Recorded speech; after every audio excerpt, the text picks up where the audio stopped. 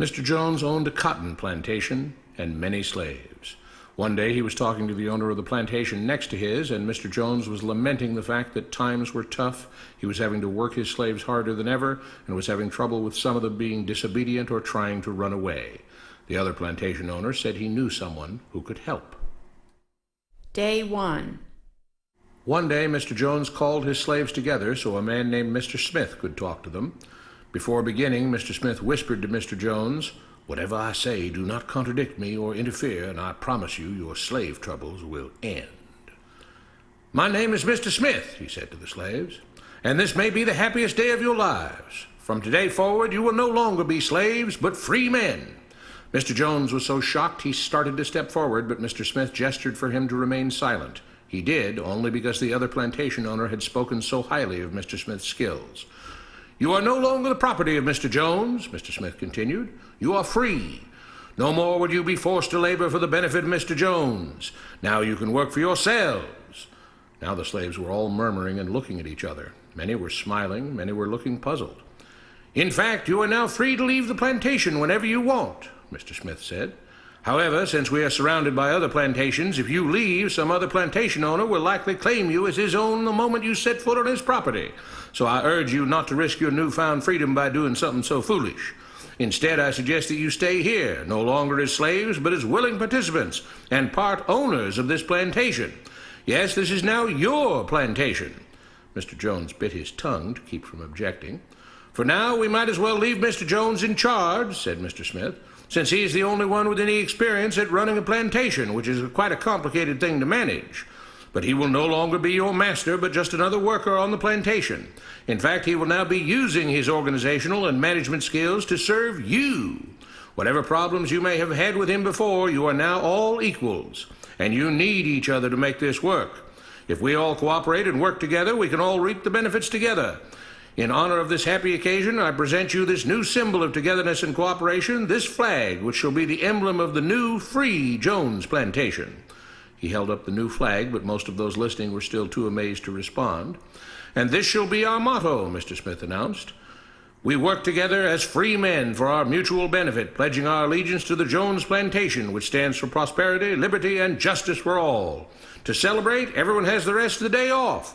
Enjoy your freedom, do as you please, and be back here tomorrow morning, bright and early, so that we may begin work on this great and noble new endeavor as equal free men." Finally convinced that Mr. Smith was serious, the former slaves applauded and cheered. Day 2. "We all want this plantation to do well," Mr. Smith said at the beginning of the next meeting, "so we can all share in the benefits. We all know that it takes a lot of effort to make a cotton plantation work. Just because you're all free doesn't mean you can stop working. In fact, since you're now working for yourselves, I expect you to work even harder than ever before, but now with pride and joy, knowing that you're working for yourselves. Of course, there still have to be rules. If everyone just does whatever he wants, the plantation won't produce anything. This experiment will fail, and we'll all starve. You should be thankful that Mr. Jones has agreed to stay on to lend his knowledge and skills to this endeavor, and I trust you will all do your own part to make this work. Several of you have been chosen to act as project supervisors to manage different aspects of the operation, to make sure everyone is doing his assigned job, to make sure that the rules are followed, and so on. The rest of you may head out to the fields to start your first day of work as free men." Day 3. The next morning, Mr. Smith had a grim expression on his face as the daily meeting began. "I have an unpleasant duty to do today," he said. "Yesterday, Charles was caught keeping some of the cotton he picked, presumably to sell for his own personal profit.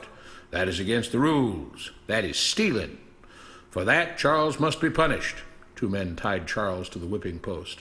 "I take no joy in this," Mr. Smith continued, "but you must understand, if we do not maintain order, if we do not have rules that we all abide by, then the plantation will fail, and we will all suffer." The whip cracked against Charles' back. "But if we all pitch in for the common good, then we can all prosper. Being free doesn't mean you should be selfish and greedy. We must each do our assigned duties and obey the rules, and then we can all benefit, and each of you will receive your appropriate share of the profits." A young man named Samuel stepped forward. "But if you and Mr. Jones decide the rules and whip us if we disobey, how is that any different from what we had before?" "How can you say that?" Mr. Smith asked. "I'm shocked. You were a slave before, and now you're free. Things still need to be managed and organized by those best qualified to do so. Do you know how to run a plantation, Samuel?" "Well, no," he answered. "But if we're free, why do we get no say in what the rules are and how things work?" "I'm surprised at your ingratitude," Mr. Smith answered. "None of you know how a plantation is run, so you're in no position to be making decisions about how things are done here. You don't seem to appreciate all the things that Mr. Jones provides for you, from protecting you from all the outside threats that you know nothing about, those who would come here, capture and enslave you if not for Mr. Jones' protection, to making sure that you all have food and housing, tools to work with, that you're cared for when sick and injured, and so on. There wouldn't be a plantation at all, no cotton to pick, no land to plant and harvest, if not for him. You should be grateful that he's made possible the level of comfort you now have. Your lives would be far worse if not for him. Nevertheless, as free and equal participants in this endeavor, from now on at each meeting, any worker may have 2 minutes to ask questions or voice suggestions or complaints." With that, the workers all seemed satisfied and headed out again to the fields to pick the cotton. Day 4. "I have a big announcement," Mr. Smith said as the daily meeting began. "Mr. Jones' cousin is here, and not just to visit and see how our project is coming along. It has been decided that from now on you will be deciding who will manage the plantation. Of course, this job can't be done by just anyone, but every 3 months we will have a special meeting at which all the workers will vote on whether we think Mr. Jones should run the plantation or whether we think his cousin, Mr. Johnson, should run the plantation. That means that ultimately you are in charge, because you will be deciding which man you want running things on your behalf. If you don't like the way things are being managed, you now have the power to change it."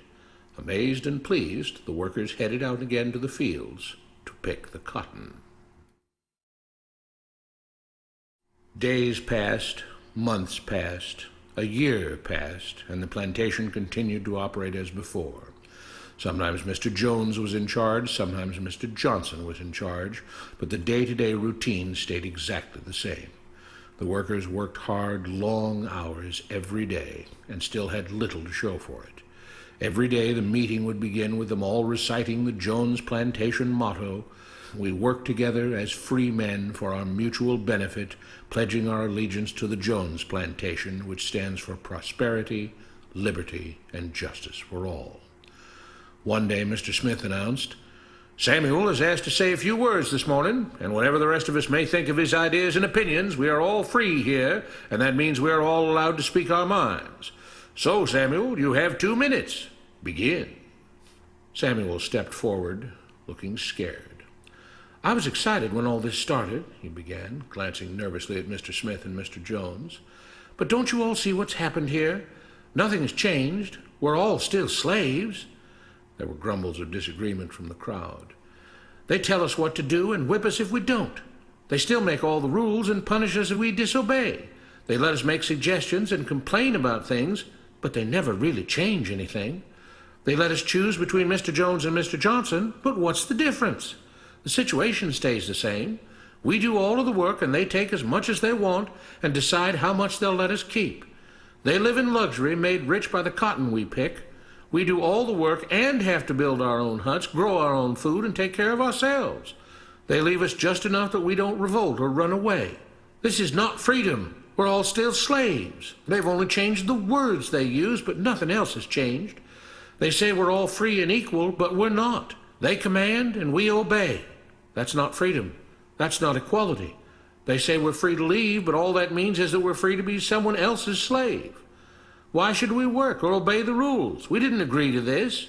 They made the system. They forced it on us. They control and rob us and call it freedom. They've deceived you into thinking that being able to choose which slave master you'll work for is the same as being free. It's not. Open your eyes. If you keep what you produce, they call it stealing. When they take what you produce, they call it sharing and fair distribution. Can't you see that this is all? Your time is up, Samuel, Mr. Smith announced calmly. At his gesture, 2 supervisors grabbed Samuel by the arms and led him to the whipping post. "I'm sorry, Samuel, but you've broken the rules. There are rules against encouraging others not to work and encouraging others to break the rules. You're only hurting all of us with your discontentment and your complaining and your disobedience." The whip fell and Samuel let out a grunt. "Without rules, without order, all would be lost. Without law, there would be chaos. We can't just behave as wild animals, each doing whatever he pleases. We must all follow the plan and all do our duty for the betterment of everyone, and those who do not must be punished. The whip fell again, and blood flowed freely from Samuel's back. Samuel, it is you who are stealing from the others. When you don't do your assigned work, you are making more work for others. When you disobey the rules, it is you who are endangering the future of everyone else here. You are the thief. You are the criminal. You are the one trying to destroy the arrangement that keeps us all safe and prosperous. At every lash of the whip, the other workers cheered louder and louder, some yelling curses at Samuel. Being spoiled and selfish, you complain about everything, talking as if you're oppressed. But you are the one ruining things. You are the one keeping us from being all we could be. It is your greed and your rebelliousness that is hurting all of us. They all play by the rules, Mr. Smith said, gesturing at the others. What makes you think that you don't have to? You think you're above the law? There were loud yells of agreement as the whip fell again. We must maintain order, Mr. Smith proclaimed, to make this plantation great, to make it so that we can all be happy and prosperous. To have the society we want, there have to be rules. We all have to contribute our fair share to this great endeavor, and we cannot tolerate actions and attitudes that seek to undermine the amazing things that together as free men we have achieved and will continue to achieve. Mr. Jones was smiling as he gave Mr. Smith a pat on the back. The crowd was cheering so loudly that none of them had noticed that Samuel had died. What you have been taught about government and politics is no more accurate or reasonable than what Mr. Smith taught the slaves. If you're ready to look through the veil of rhetoric and propaganda to see the reality beneath, get a copy of The Most Dangerous Superstition. It will change the way you see the world.